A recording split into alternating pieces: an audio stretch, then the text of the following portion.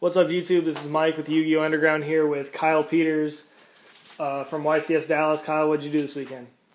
I got 37th, and I was playing H.A.T.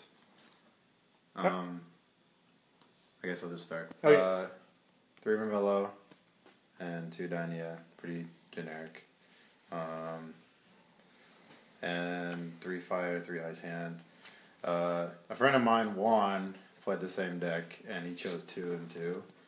I'm playing 42 cards, and these are my 2 extra cards, because I felt like if I ever open 2 of the same, it's just really poor and not very efficient. Also, I played 8 artifacts, so if I'll just lay them out: 3 Moral, 2 Scythe, 2 Eagle. And also, the more card count I had, it lowered the chances of me drawing like 3 or 4 of these in my opening hand.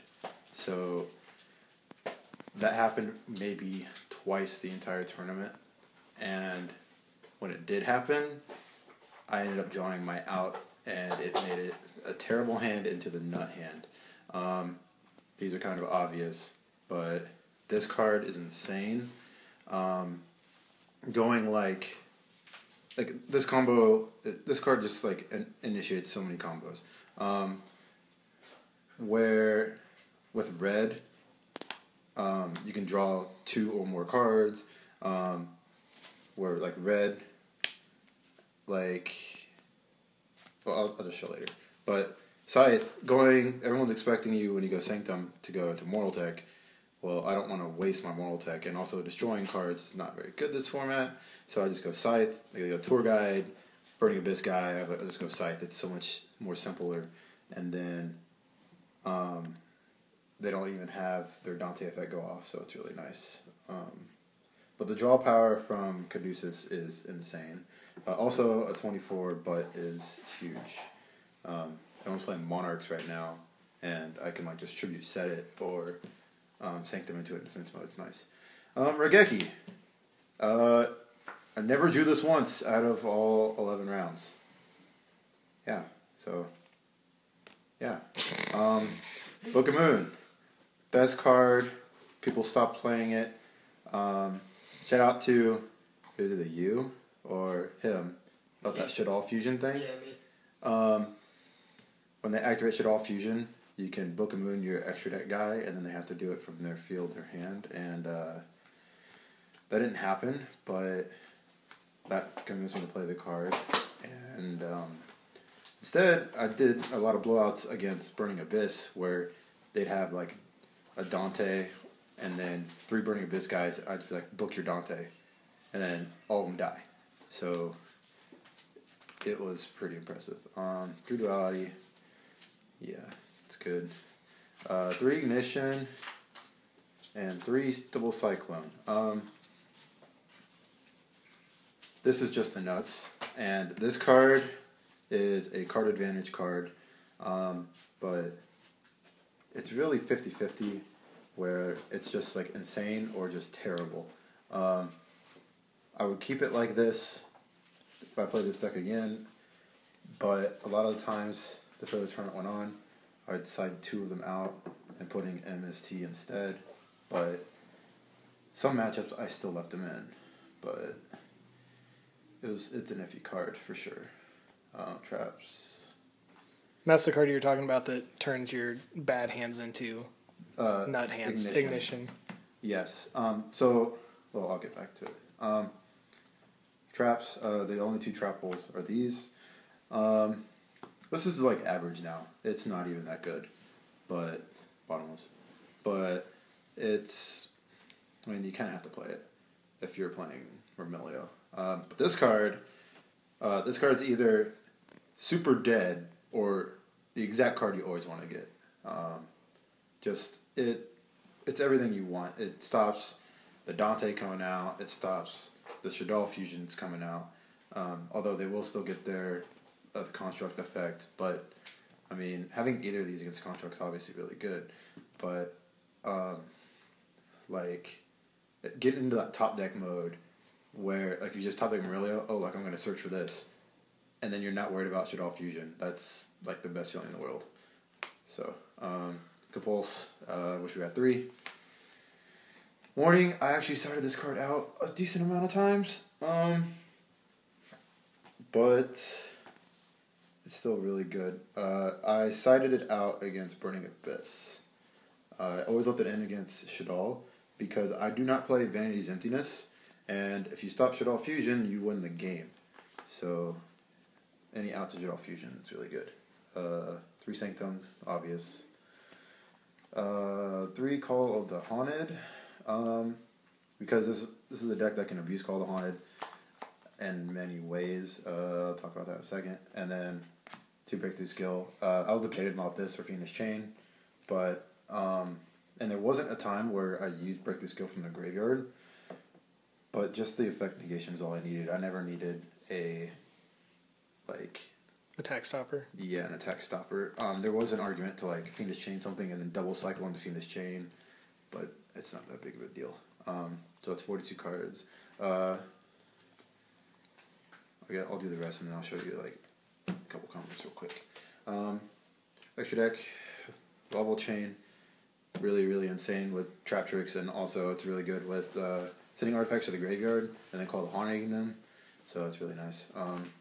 Castell, I never made this card. I'm going to put the never made cards over here, but never made this card, but it's still, like, if you need it, it's there. Never made this card, but obviously it's insane. Black Ship, I used it to get rid of an opponent's 101. Yeah, sorry about that. To get rid of an opponent's 101. 101, never used it. Dweller. I played 2 Dwellers. One I used, one I did not use. I decided to use 2 because it's all graveyard format. In testing, I needed 2 several times. I would probably still play 2. It's just insane because usually your first Dweller is going to die. Carnagorn. I made this card like almost every single match. Not because of its effect, which I actually used its effect probably half the time I brought it out though, but because it's 2450. It has like the Ophion syndrome, where it just gets over everything because of that 50. So everyone's playing Monarchs, everyone's playing Majesty's Fiend, things like that, where that 50 just matters so much. And Draco, I never used it, it's not that big of a deal. Triple Pleiades, I only used 2 in the tournament, but in testing I always wanted a 3rd. I will replace the 3rd with a Durandal, because the entire tournament I wanted 2 Durandal. I have 2 Durandal, I just never thought about using 2, and it was like the best card in this deck. Vocosaurus, I used it once, and Gyrocharger, I used it a lot.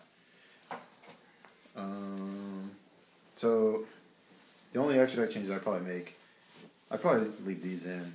This is lackluster. I don't know what I'd replace it with yet, but I mean maybe I'd replace this with Durandal. I don't know. Side deck. This is the best part. 2 Max C. I sided this in. I never sided it back in ever again. It was garbage. Now it could be good against like Burning Abyss or anything like that, but I just felt like I had better options against Burning Abyss. 2 Artifact Lancia. This card says you can tribute this card from your hand or the field during your opponent. Is it during your opponent's turn? Yes, during your opponent's turn. Okay? And then for the rest of the turn, now the players can banish for the rest of the turn. So if you go Call the Haunted on a Mortal Tech, and then they go DD Crow, you can be like, I'll respond with Lancia from my hand, send it to the grave. It doesn't get banished. Your Call the Haunted resolves. If you go like, same thing if you want to go like Call the Haunted, targeting a Mortal Tech, and you know they have a breakthrough skill in the graveyard, if they say Call the Haunted's fine, you're like, okay, I'll chain Lancia. So now they can't breakthrough skill your Mortal Tech. There's a couple other things where this card is helpful, like Karma Cut. If they try to Karma Cut one of your guys, then you can just discard this as well. So it's pretty nifty, and I sighted it in every single time. I decided that my opponents were sighting DD Crow or anything like that, and I never got it off, but there were some opportunities. So, Nightmare Penguin. This card made everybody's day. It bounces a card on your opponent's side of the field when it's flipped face up. It's a compulse on a monster. So it's like Shaddoll Dragon, exactly like that. Except it's not a flip effect, and it's not a Shaddoll. It's exactly what I wanted. 1800 defense was insane. Not many things got over it. So many times a Shaddoll player would play Collapse Serpent or the Wyvern Burster and then attack into this, and I just bounce it. So they'd have to resummon it again, or I would bounce. They go Shaddoll Fusion while I have it set, and then try to go off, and like attack your face down. I'm like, bounce your Construct or bounce your Winda. So it was awesome.